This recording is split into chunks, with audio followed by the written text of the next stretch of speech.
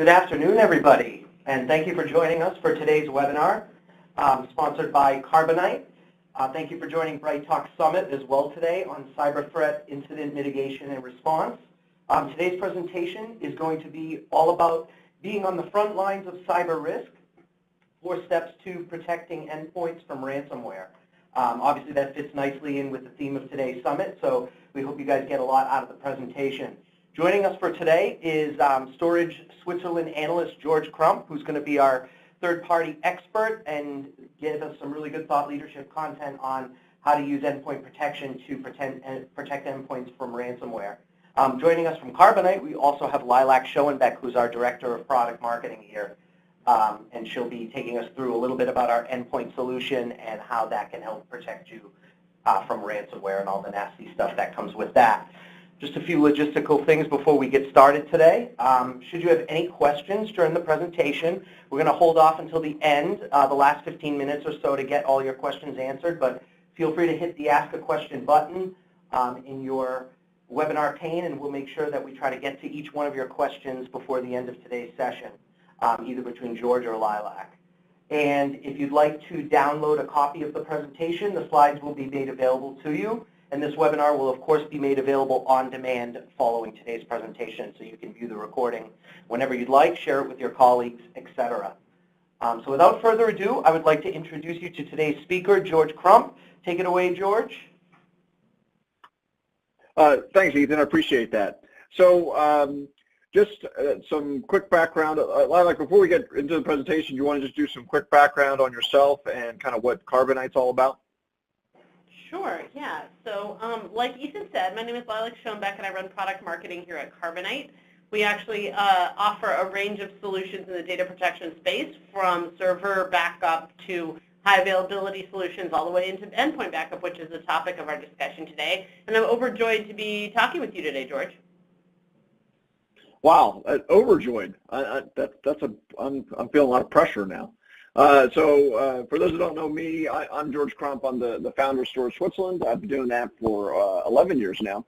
And prior to that, I was a CTO at a large storage integrator and designed a lot of disaster recovery and backup solutions. And we had cyber threats back then, but nothing like we do today. So we live in very exciting times. So Lilac, let's kind of jump into it. Let's kind of level set. I always like to make sure we're all on the same page. So let's start with what is ransomware. And the reason I do this is because it seems like everything is ransomware now, and I think it's a pretty particular strain of malware. Do you want to talk a little bit about what ransomware does?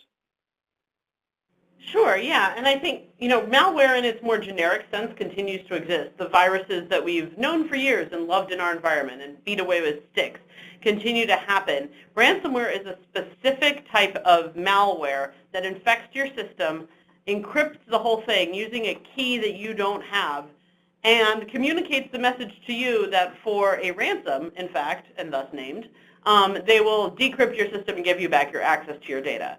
So it is, in fact, holding your system hostage for a ransom. Yeah, exactly right. And I think one of the things that we always tell people, and I don't know how successful we are at it based on the growth of that quote-unquote industry, but is don't pay the ransom. You're essentially feeding the beast by paying the ransom. You're feeding the development team to get that done. And it's interesting, I ran into, this was a while back, but I ran into a user or an organization who decided that they were going to pay the ransom, couldn't figure out how to use Bitcoin, and the ransomware organization, for lack of a better word, actually provided the guy tech support on how to do the whole Bitcoin process, right? So that gives you an idea of how sophisticated. In fact, the funniest comment ever, I think, he says, yeah, and their tech support was really good. So, Sure, anything to get the money. Yeah, and now I think the other challenge I see, Lilac, is a lot of the focus of ransomware protection happens to be in the core data center. In fact, I was looking at the summit lineup today, and we see that even here. But really, the target, the kind of the entry point to the organization is generically called nowadays endpoints, laptops, desktops, and devices. they tend to be the most exposed. Do you want to explain why that is? Well, they travel most. Servers don't go for long walks in airports. They don't leave the country. They often don't leave the office. They usually don't leave the data center, and somebody often needs a retinal scan to even be able to physically touch them. Endpoints walk around with every employee. They travel. They go home. They connect to insecure networks. They basically are the gateway to an organization's entire system, and they're a useful target because they often also have passwords and credentials to get into the back-end systems because those employees need to use those systems, whether they're HR systems or payroll or other things. Yeah, exactly. And I think what we see then, and you know, kind of gets to the point of some of the other subjects on today's forum, is that once that endpoint is compromised, it works its way into the data center, and that really becomes a big challenge for the whole organization. And you know, I think that we all have ransomware horror stories now that as these things start to occur, the potential cost and certainly the embarrassment for the organization is relatively high.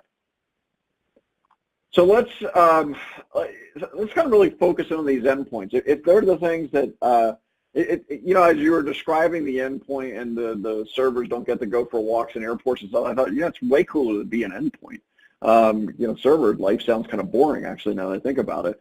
But protecting these endpoints is really critical. As we said, they're the most likely to get infected. And another thing, and we're kind of in the broader subject of what we're talking about today, they're also the most likely to get lost, left behind, or stolen. I was going through airport security on Tuesday night, and there was a laptop just sitting on the little conveyor belt deal that somebody had left, right? And it was a MacBook, and I was going to take it, but that seemed wrong.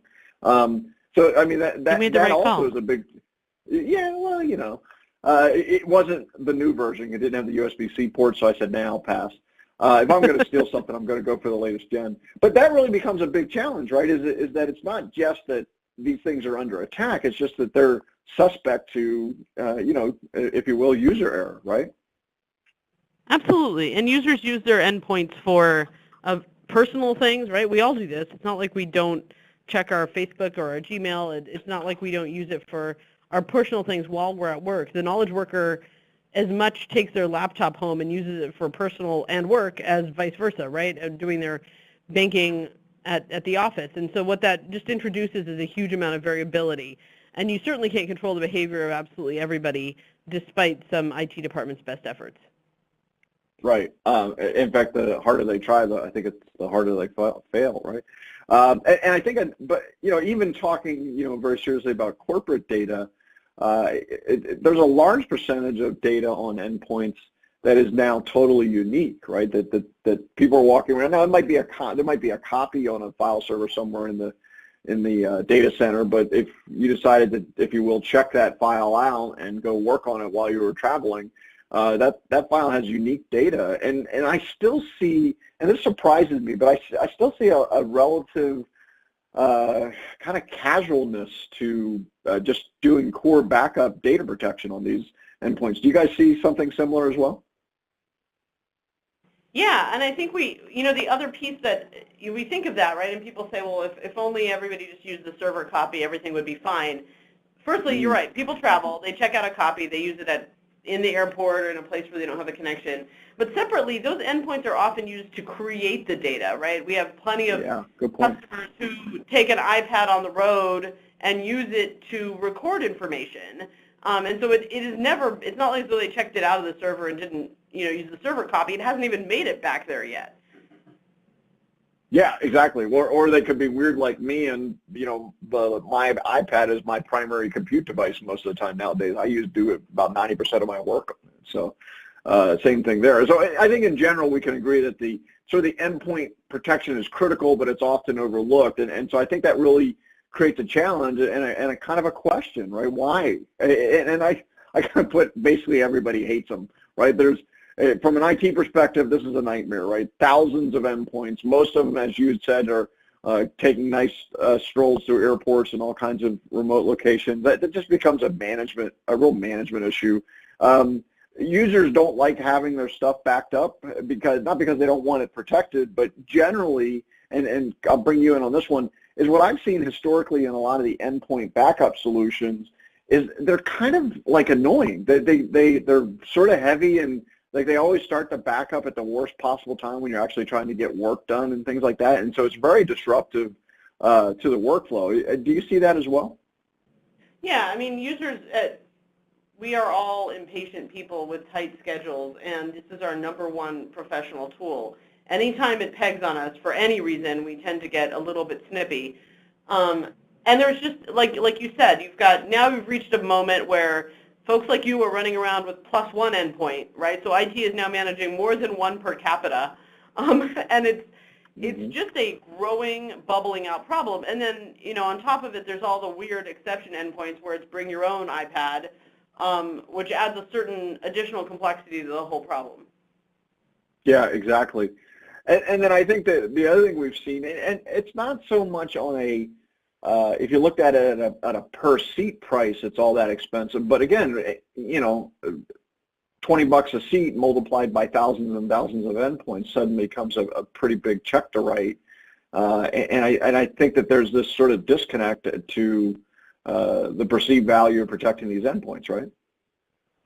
Yeah, I think there's a desire to minimize the data on there and to minimize the sense. There is a sense that it is just one laptop. I bought it for $3,000. How much could it possibly be worth to me? And the truth is the time, the data, the access, the credentials, the potential for nefarious people doing terrible things with the data once they've got it, all of a sudden it becomes more than the cost of a new device.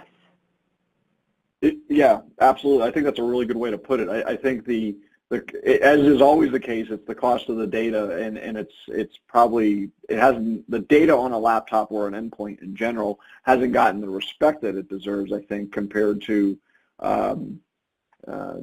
everything else, right? So let's kind of drill in a little bit more on this and see if we can change the perception, right? I think that the key thing is to figure out a way that users, I use the word love because I used the word hate on the prior slide, but I think that the cloud is, I get nervous sometimes, Lilac, when we say cloud something, because it feels like we always count on the cloud to solve all of our problems. But in this particular instance, it happens to be a pretty good tool to help resolve some of the issues with endpoint data protection, correct? Yeah, I think, again, cloud doesn't solve all problems for all people, of course, but I do think that it creates a much more reasonable financial model for endpoint protection than on-premise ever did. Right, yeah, exactly. And I think it also fits in better with the sort of moving around scenario that we have with endpoints, right? The fact that not that the cloud is necessarily centered, right? It's just that it seems to be more accessible than necessarily the data center, right? And so I think that helps. I think another key thing that we need is, and we touched on it earlier, is more of a transparent process that can do very lightweight data protection and also be adaptive to the situation, to the network connection. Like, I don't know if I want to do a really big backup when I'm on LTE, but once I get to the hotel, maybe a different type of backup. That really becomes a key set of things to work through too, right? Absolutely. I mean, and people are used to these sorts of configurations now from their lives with their cell phones, right, where you can set who has access to your mobile data and who doesn't, and which applications run or do not run or update or do not update. And this, I think, is a place where the configuration and the consumerization of that configuration has really hit home. Yeah, exactly. And then I think the last part is sort of dealing with the pricing issue, and the way things are licensed in the cloud is probably a good model to use for this endpoint protection as well, right? Yeah, absolutely. And that's the entire business model is really shifted around this so that people are not forced into perpetual licenses and things like that made the whole thing really foreboding before. Yeah, exactly. So that kind of sets up the backup aspect, and I didn't want people to attend a webinar on ransomware and have a backup discussion breakout, but I think it is the core foundation to everything we sort of set as going forward. So let's kind of dive into the subject at hand and talk more specifically about protecting from ransomware. And this is where that backup conversation, I think, becomes really important, right? Is the first thing we got to do is protect them. I think it's obviously it's really hard to enable these things, and you want to do what you can to stop ransomware, but I think that we have to live in a world that you have to assume that ransomware will get in at some point, right? And so I think that being prepared for that to occur, I feel with most ransomware things, it's more of a matter of when, not if. But I do think that the way ransomware can impact endpoints is different and requires a different type of backup, right? So we talked about the transparent stuff, stay out of users' way, but I also think that there's a increased need for very rapid backups, which of course also helps stay out of the way. But because ransomware can hit at any time, you almost want to be able to do a protection anytime you get connected to something that is worthy of doing a backup across. Does that make sense to you as well, Anna? Yeah. Yeah, it's a sort of more of a continuous backup model. It's one that says, I'm not going to wait until Thursday night at 11 p.m. to do this, and then, forego it because that Thursday night at 11 p.m. the laptop has been turned off, right? This is one that says I'm going to keep sending incremental things when appropriate across the network so as to ensure that if something hits at, 3:30 on a Monday, you have protection and a historical record from 10 minutes earlier. Yeah, exactly. I think the other key thing is recovery, right? We want to be able to execute both remote and local recoveries if we can, let users recover their own data. I think that helps them, number one, gain confidence in the backup process, and then also, of course, it provides a valuable service to them. At the same time, you want some sort of remote capability so in case IT needs to come in. The one I want to dive in a little bit, though, that I think is certainly not something we see as a common feature in endpoint protection solutions is this concept of remote wipe. Do you want to explain what that is, Lilac? Sure. Yeah, it's actually kind of a neat idea. It's a bit of a LoJack for a laptop. So the idea is that if somebody were to get their hands on a laptop, you can set up a remote wipe. The administrator of the solution could say, next time that laptop is powered on or next time that laptop is connected to an internet connection, just wipe it completely. And the benefit of that, of course, you don't get the hardware back, but the hardware, as we noted, was the least of your problems in this game. It's the security that is lost by having a laptop in the wild. The data that might be sensitive data about your organization, the privileges or access that laptop might have to some of the mothership servers, which would, so this basically closes the door and shuts the door on using that laptop as a gateway to the rest of your organization. And it's actually really cool, the number of ways that you could consider configuring it, but the basic idea is that remotely you could brick a laptop and make it completely benign if somebody nefarious or somebody you just don't know gets their hands on it. Yeah, and I think that's a huge feature, and one that I think, especially from an IT perspective, we need to really be looking hard at, right? That the chances of something bad happening to the laptop are quite high, and so the ability to brick it, if you will, I think really pays off, considerably as we start talking about protection and things like that. So let's talk about the second step, which is taking advantage of some deployment flexibility, and this one's a big one for me. I've got the three. I don't think anybody will be surprised by those three options on the screen, but what they might be surprised with is many solutions sort of force you down a single path, and I think that's kind of dangerous because different organizations, first of all, they're just going to have different emotional reactions to different types of deployments, and there's going to be some specific business reasons, I think, to deploy these different options, one or multiple of these different options depending on how your organization goes. And so I think, Lilac, it's really, it becomes difficult if you as the provider enforce a, public cloud only backup methodology. What are your thoughts on that? Yeah, I think that's true. Some organizations have the desire and the ability to host it all on-premise, which is certainly a very legitimate choice. Some enjoy a public cloud relationship already and would like to dovetail upon that. And some have an on-premise private cloud, which is also a fine option. I just think this is something that is so unique to every organization. They should be able to do it however works best for their IT model, their security model, their compliance requirements, and so forth.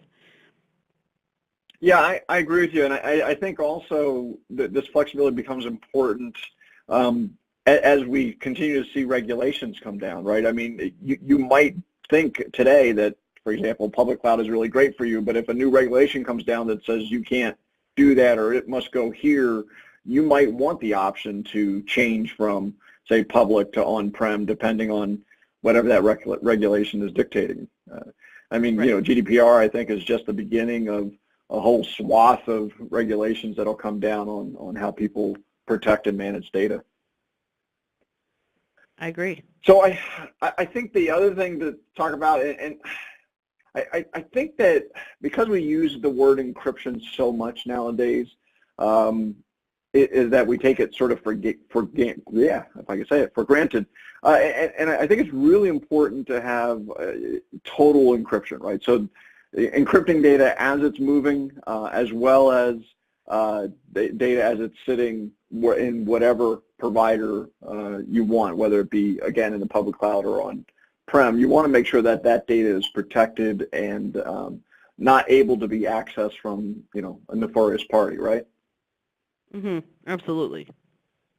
And I think you know, what I always talk about here is, you know, if you're storing, just as an example, data in the public cloud and it's encrypted, if that allows you to make a business decision as to whether or not you're going to unencrypt it and deliver it to somebody. Clearly, if the DOJ sues you and says, we want to see your data that's being stored in XYZ public cloud provider, you're going to, you know, that's a decision you have to make, but it should be your decision, not your public cloud provider's decision, right? And so I think that's the real value of being in control of the encryption. And, you know, going back to GDPR, there's some specific requirements as to encryption and also who manage and owns the encryption keys. And so that whole, and we could do a webinar just on that, I think, but all those become really big issues, right? Absolutely, and I think it's something that people should insist on, frankly, is being in control of that. If you're dealing with a backup provider and a public cloud provider, you want to make sure that you are the one making the choices about how your data is used or shared, even with compliance regulatory organizations. And so as a result, I think it makes sense to have encryption in place where if you're holding the key, it's ultimately your decision. I mean, somebody else could pass around encrypted data, right? It means nothing to anybody. It's useless, right? It just should be that it's your data, it's your choice. Yeah, exactly correct. And then I think the next thing that we should really talk about is, as I said in the beginning, backup is sort of that foundational element. And I think it's critical, certainly, for protecting against ransomware and things like that. But I think that also we sort of need to look beyond backup and talk about some of these other. Now, I think we talked pretty nicely on remote wipe and kind of what the advantages of that situation are. But legal hold is another one I think that becomes important. You know, it goes back to kind of what we were talking at the very beginning, Lilac, is because there's so much unique information on laptops nowadays, I'm seeing them at an increasing level become the target of discovery requests. And so the ability to hold the information that's on those laptops is also a key element in an overall strategy, right? Absolutely, yeah. And I think obviously some industries are more likely for this to happen than others, but this is something that we may as well proactively prepare for in your strategy. Yeah, I think that unless I was going to say unless you're a one-person business, but even a one-person business probably has requirements nowadays that they don't realize. And I think the other one is this concept of retaining data, and it kind of falls right in with the whole compliance conversation, is making sure that data that was on a laptop and potentially or any device and potentially was only on that device, that it's retained specifically to the requirements of whatever the organization is. So I think all of those become really key issues, and it's stuff that allows you to not only protect against ransomware, but really to develop a holistic solution. One of the things I have said with endpoint protection is you really have got to get the user to sort of buy into the concept, right? Because otherwise it seems like they always figure out a way to disable stuff. And so if you can show value to them in your implementation of this process, your chances of it working and being successful go up dramatically. And so I think that those become a really critical issue. So yeah, and for them even it can just be get me that file that I accidentally delete. Like, it's amazing what value that has to an individual. I mean, when we think about that as a broader IT organization, it might seem small, but to an individual who's lost hours of work, it's huge. Oh yeah, or leave one laptop in an airport and have the IT guys say, "Don't worry about it, it's been wiped." That put your mind at ease right away. Because like you said, most people use their work laptops to do banking and all kinds of personal stuff that they don't want to have out there. Exactly. So let's kind of wrap this section up. So I think just to summarize, endpoint protection is probably more critical than it's ever been based on the number of devices that are out there and the amount of unique data. And then, of course, this little thing called ransomware and just other cyber threats. And as I think have pretty clearly hit on, the endpoint is sort of the thing that's going to get attacked first. So those really are key. I think the other thing is that, and this is kind of a new thing, that the software that you select really has to have the ability to do backups frequently without impacting the user experience, so that me as a user, I can keep working and the backup can happen. And because, again, this ransomware thing can sort of hit you at any moment in time. And I think the cloud is a real key aspect as well, to be able to leverage it for sort of a centralized administration. As Lilac really articulated, these things are moving all over the place. And so the ability to kind of use the cloud to sort of give you the ability to manage that scale, I think, becomes really critical. Now, Lilac, I know that you guys, Carbonite, has a really nice set of solutions in this space. So I'm gonna turn it over to you to kind of talk through what you guys are doing, and then we'll come back in and answer any questions. We have a few questions already in the queue, but if you do have a question, click on the Ask a Question button. But for now, Lilac, I'm turning it over to you. Great, thank you. So as can probably be deduced from the fact that we're doing this webinar, we do have an endpoint protection solution, and it is an enterprise-grade solution that we believe addresses a lot of the pain points that we've talked about here today. It firstly handles all endpoints, meaning laptops and desktops, if those still exist, and tablets and so forth. And the idea is that you can protect all of your endpoints, and you can store the data or the backups to the information on-premise or in the cloud or in a hybrid model, whatever suits your organization best. To the first sort of initial point that George made, I think the key is to make this a non-intrusive thing for users.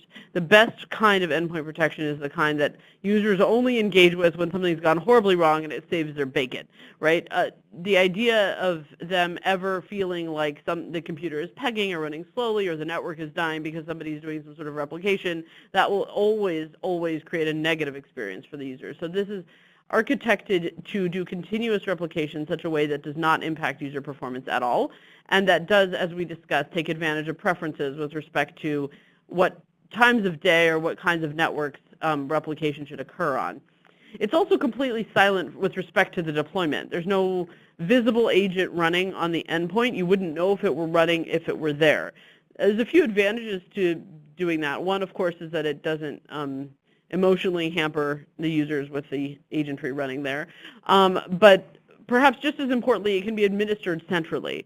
For a lot of organizations now, users are all over the place. There are still a dizzying number of endpoint backup solutions that require you to be hands-on with the endpoint in order to configure or install it. That's madness in today's disaggregate organizations. And then Secondly, you also remotely can configure the policies associated with it. So if you find that your users are saving a lot of BitTorrent movies and you don't want to pay for the backup of all of that because that's not your business model, you can choose to exclude certain file types or certain folders and basically align the backup with your business interests, which I think is really very appropriate considering the way that laptops end up crossing over between personal and professional use these days. And of course, I'm not speaking for myself. This sort of central control and the scalability means that it works out to thousands and thousands of endpoints. That's really straightforward and grows with your organization. You also can access both the configuration and the data from any device anywhere. So that's one of the advantages of having an architecture like this, whether it's in the cloud or on-premise, is that you have access to the back-end information wherever you happen to be. And there are things like quick cache, a sort of local cache option to make some of the network bandwidth more efficient. And so there's a lot of configurations in here which I would encourage you to explore if you're concerned about the way in which the caching and the way in which the bandwidth is utilized in order to handle that scale of backups. And let's move on to the next slide. I'll tell you a little bit about some of the other features. Like we said, there's a very flexible deployment model. I think the user's already hampered by so many IT systems and so many organizational systems that their laptop or their device, which they consider their primary tool, feels like it's sort of not configured as maybe they would have at home, right? We get this sort of sense that the system is a work computer or a work laptop or tablet and thus in some way hampered. Adding more to that sense is not usually a good choice, and also adding additional burden with respect to the IT team having to in some way manipulate these things is not a great idea. So having very flexible and centralized and silent deployment options are critical to making this seamless for all concerned. We talked a little earlier about the LoJack capability. This data loss mitigation, these tools that you can deploy to make the laptop a brick on the other end, to make sure that you have a very recent copy of all the data before you turn it into a brick, or before ransomware infects it, or before you have to make those choices, rather than finding yourself wondering, well, when was the last backup taken? Should I go ahead and blow this thing up, or should I pay the ransomware, God forbid, or whatever it is that you'd be considering doing, because the last time there was a backup taken was a week ago Thursday, and a lot could be lost in that time. Removing those concerns by having continuous replication, lowering the data loss, lowering the loss that could occur by somebody getting their hands on that laptop, all of these things make the decisions of how to manage in a crisis much, much more straightforward. We've spoken a little bit about bandwidth and how we work to optimize it. It is baked into the technology, and it's something that has evolved, I would say, even more recently than 5 or 10 years ago, where even though laptops were floating around and going on planes to Germany and coming back and using hotel networks, the range of bandwidth options that most endpoints were touching on a daily basis were much smaller, and the preferences that an organization might have with respect to data movement on different networks were very different than they are today. So a modern solution takes into account all of those different options and optimizes them appropriately, again, in line with what you want as an organization and what you want in terms of cost. And then finally, we talked about encryption and deduplication. These are the sorts of things that feel like table stakes features when you're looking at solutions, and you think check, check, check. But really, there's more than just saying it's 256-bit encryption. Who's got the key to that? Who has the right to share your data with a government agency? Who is in charge of what happens to this? And I think these are questions that should be answered more than just saying, yes, it's encrypted, I'm done, I don't have to worry about it further, particularly in this day and age where compliance requirements are very specific about what's necessary for different kinds of data, different industries, and anybody who deals in things like personally identifiable health information, PCI information, GDPR, or other regulations knows that these things have become incredibly specific, and that one of the major challenges is actually at the endpoint. So, with that, George, that was my little story on Carbonite's endpoint protection solution. I would strongly encourage that if you're interested in it, we have a bustling website. We can definitely hook you up with a demo.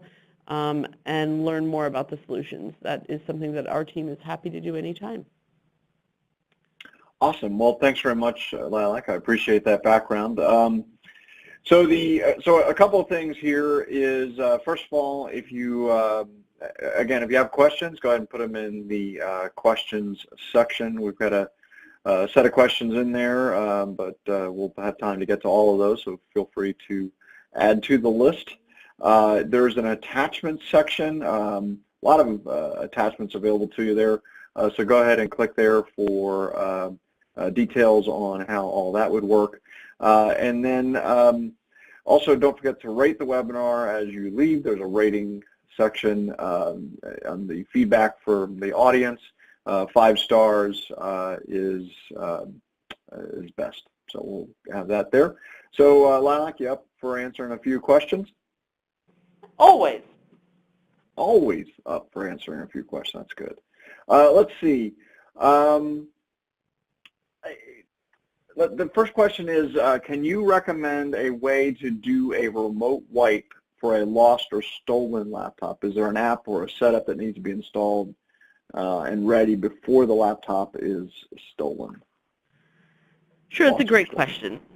So I think I think that would come part and parcel with an endpoint protection solution. You're not just looking for endpoint backup when you're looking at protection. You're also looking at things like the remote wipe capabilities, things that support not just getting the data off of those laptops in a backup, but getting the data, making that rendering it useless. And so our solution, for example, has that built in. And the idea that you never really want to just have a remote wipe. I mean, you could do it, but you're doing that at the expense of every piece of information on that device, which is usually, I would say it's a challenging decision for whoever's device that is. Whereas if you marry that with a solid backup solution, then you have a very easy decision. You have a decision that says, I'm willing to forego the hardware, but everything on it is still mine. And that absolutely changes the game with respect to the protection choice in the moment of the disaster. I always like to think about disaster recovery broadly, and with respect to endpoints specifically, as how does the decision look in that moment when something goes down? Because setting up the insurance policy in advance is a fairly calm and sane process. But the minute you get infected with the ransomware, the minute you leave the laptop at the airport, the minute your car accidentally backs up over your briefcase, that is the moment that you're really testing the solution. And so what kind of system do you set up front to make a remote wipe decision an easy choice in the moment, knowing that every minute counts? Yeah, exactly. I think that becomes really key, and I think the remote wipe is one of those things that you don't appreciate until you lose your laptop, right? Yeah. And then it really becomes important. What are your thoughts on? I'm just going to pile in what are your thoughts on sort of the concept of having this integrated into the backup versus, there's some separate utilities will do that, but my sense is there's some danger there because the separate utility doesn't know if the backup's any good, right? Right. I mean, the benefit of having it together is that you can make the decision in the context of having a solid backup, right, in place, and an understanding of what you do next, right? You can wipe the thing, great, and then what? And very few endpoint devices are so truly expendable that they are the burner phone of laptops and you're happy to drop it in the river and let it go. Most of the time there's stuff on there that people feel like they would lose, and that loss is usually measured in days and weeks of productivity at a minimum, if not, 1,000 password reset angst moments, which is probably the case. Yeah, absolutely. So let's see, wow, lots of questions coming in now all of a sudden. All good. So I'm here. Yeah, so a couple just logistical questions. I couldn't get to my computer in time, missed the first part of the program. That's really too bad. But the good news is, yes, a replay is available. You can, the same link you used to get to here will, once the on-demand version is available, will take you to the on-demand. Usually it takes about 5 minutes after we finish the live event for the on-demand to become available. So have no fear, everything's all good there. And the same person, another person said that they've lost their connection via their browser and aren't seeing anything. That's okay, because all there's on the screen right now is just a big question mark. So you're in the audio portion. You can hear us on audio. Life is good for you as well. So, man, this is easy. Let's see. Knocking them down. Yeah. Okay. How about this one? This could be hard for you. What about storage time in relation to backups? I use Carbonite, but worried that a 0-day attack that manifests might manifest more than Carbonite's 30-day backups. You want to talk to kind of a 0-day attack? Certainly, and I think I just want to make something clear. The solution that we're talking about today is Carbonite Endpoint Protection is different than perhaps what you might have used at home. We do have a bustling business in home endpoint protection. This is an enterprise-grade solution that we're talking about today, which is a different solution. Within it are baked things like this silent deployment to thousands of systems. It's a different class of solution that's intended for a more business customer. As such, it is not, indeed the 30-day timeline is far, far more configurable. And again, if you're looking at the back-end storage in the cloud or on-premise, you have far more controls with respect to that. So I do think that the question of what happens on a 0-day attack that sits dormant and waits out your retention policy, for most enterprise or business level backup, your retention policies look more like years than 30 days. And as a result, luckily most ransomware malicious individuals are looking for a faster return on their investment. So usually it doesn't sit out quite that long. So we're finding that with the configurable retention rates, you can go ahead and address that concern fairly straightforwardly. But I just want to be clear that this is a Carbonite Endpoint Protection solution and not the home and small business solution that we typically, sometimes that people are conflating here. Yeah, no, that makes sense. So also, before we go, we got great questions coming in. Keep them coming. Click on the Ask a Question button. But before we get to more of them, I wanted to put up our contact information on the screen. That's on the left and right there. And then if you're listening on demand, you might be thinking, man, I didn't get to ask a question. That's okay. We got you covered as well. You can tweet us questions either at Storage Swiss or at Carbonite or both, and we'll be glad to answer those questions as they come in. So awesome stuff. Again, continue to go ahead and ask questions. We'll be knocking through these things. All right, so next one up, Lilac, is does Carbonite protect iOS and Android devices? How complete is that protection? Yes, absolutely. iOS, Android, and Windows devices. So yes, it is complete. Of course, that would be important. Let's see. Is the remote wipe feature a new one? And also, is it included in the enterprise options or an extra cost licensed feature? It is in the Carbonite Endpoint Protection solution, which is the business solution we've been talking about today, and it is included. Okay, awesome.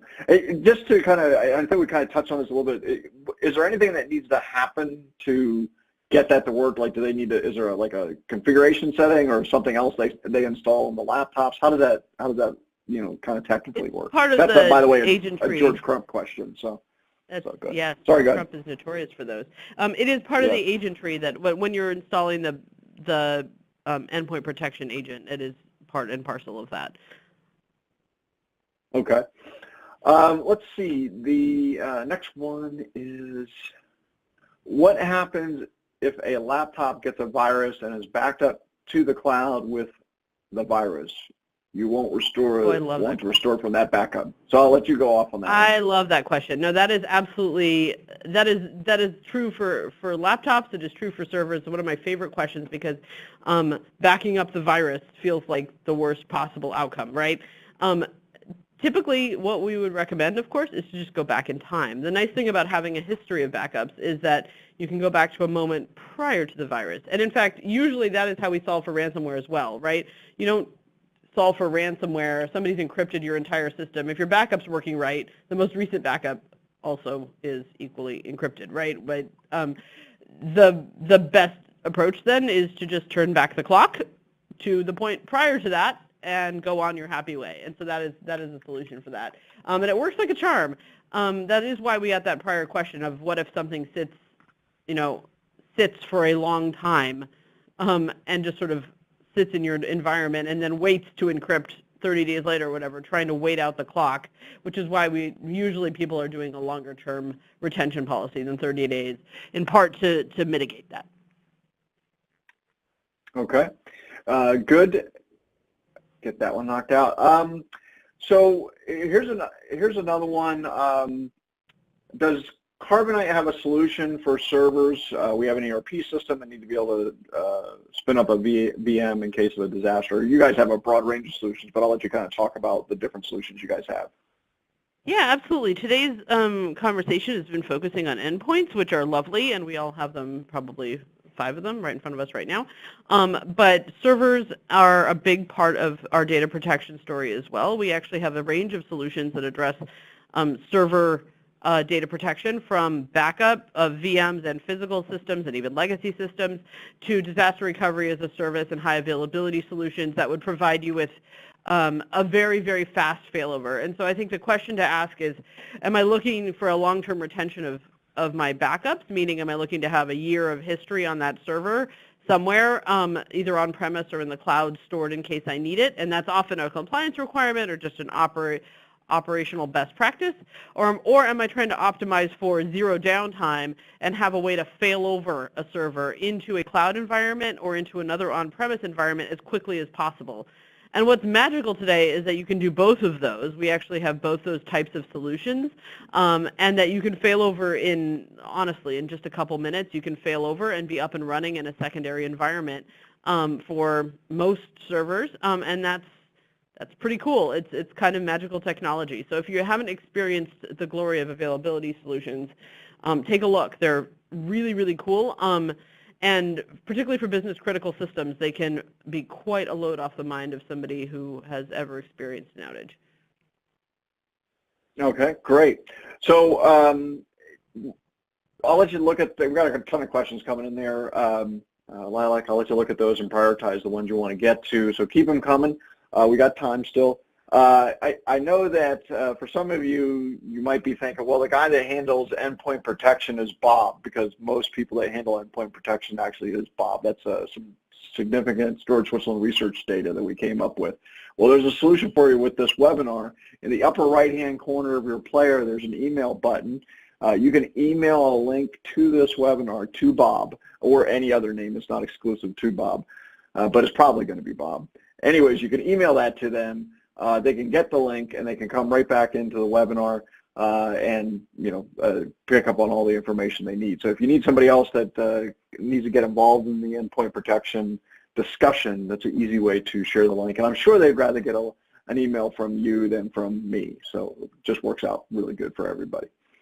Let's see. So Lilac, here's another one. Public cloud, hybrid, or on-prem. Can you talk about some of the pros and cons?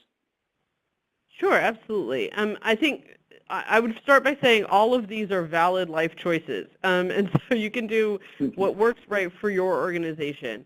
On-prem is often what people choose when they have compliance requirements or security concerns that are preclude them from leveraging a cloud.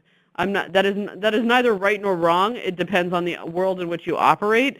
But if you operate in a world where you have those requirements, then on-prem is often the only option. It has the downside for many organizations of being in the same environment as their primary data center, or in the same environment where their endpoints exist most of the time. In as much as that is true, you have to think about what is your actual disaster plan if a flood, tornado, large mass of bees take over that environment. What do you do, because you sort of have the weakness of losing the backup, losing the data protection plan along with the primary systems, right? And so typically when we look at on-premise, it's ideal to have a secondary location where you can store the backup information so that it's not all sort of lost at once if a physical or weather disaster occurs in the environment, right? Those aren't common, but they're not so uncommon that you don't want to think about them. Cloud, of course, has the advantage of being a wildly secondary location to your primary location. Most of us don't live in the cloud, though we might dream of it. As a result, then, you've got that hedge, right, that it is in a secondary place. The business model actually tends to be lovely because you're not paying for the capital expense of the hardware it takes, for example, to store the information and the data. On the other hand, it is the cloud, and like I said, like it's very legitimate for folks to say that that is outside of what they can do from an organizational compliance or security requirements perspective. Hybrid is sort of the best of both worlds. There's an advantage to having local copies with respect to sometimes it's very easy to grab that file off the local server, and if you're dealing in very large files, or if you're dealing in expecting to be pulling a lot of data off of the backups, that might be very convenient to have a local copy. And then a secondary copy out in the cloud, often for the longer-term storage. So you don't have to buy all the storage to live on premise. You can just send the longer, more historical backups off to the cloud where they can live out their days in relative obscurity. So it really comes down to choices, financial choices, capital expenses versus operating expenses. It comes down to security or compliance requirements. It comes down to how many data centers you have and how much you want to hedge against a physical disaster in your primary location. Okay, that sounds good. Let's see, I've got a few more in here. So I think this question has sort of been asked and answered, but just to tie it off, can Carbonite be used to mirror a server? That's a different solution than what we're talking about today, correct? It is, yeah, and I would look at the Carbonite server backup solutions on our website, and for the spinning up of a VM, which I think is the second half of that question, I would look specifically at Carbonite Recover, which allows you to spin up a VM in the cloud minutes after it goes down wherever your primary location is. That would be the first place that I'd point you to. Okay, awesome. All right, let's see. How about data optimization, deduplication, and compression? That's the question there. Yeah, there's. I'm going to say very much yes. We have some very cool algorithms. I didn't sound like that nerd that doesn't tell you in the details. I'm going to tell you that there are some incredible compression and deduplication algorithms built into this technology that enable us to make the best use of the bandwidth and the storage at the back end to make sure that this is the most cost-effective solution for you and your organization. To go into the details would be to dive deep in a way that I think none of us have the appetite for with 5 minutes left on this webinar. Okay. Yeah, and I think it's particularly important in endpoint backup to have those capabilities because you kind of mentioned it, is that it's not, a lot of times when we think about deduplication and compression in the data center, we're just thinking about saving storage space because we got pretty good bandwidth, right? But the ability to compress and deduplicate with a, hotel Wi-Fi connection, it becomes a very much appreciated feature at 11 o'clock at night, right? Absolutely. Okay, let's see. So I think we have cleared the queue. So I want to thank everybody for joining us today. Lilac, thanks for all your input and feedback and help guiding us through this ransomware firestorm. It has been a pleasure as always. Good. And I want to thank you also for joining us. I'm George Crump, the lead analyst with Storage Switzerland. So have a great day and enjoy the rest of the forum. Thank you very much. Thank you.